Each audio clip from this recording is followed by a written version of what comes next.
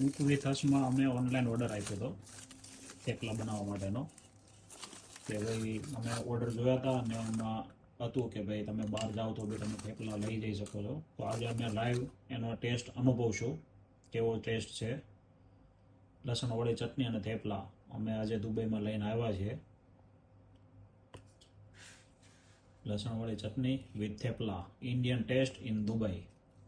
જોઈએ કેવો લાગે છે. મજા આવી? મજા આવી.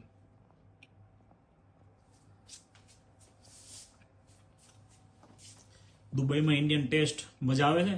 કેમ લાગે છે? ના, સારો છે. સારું છે.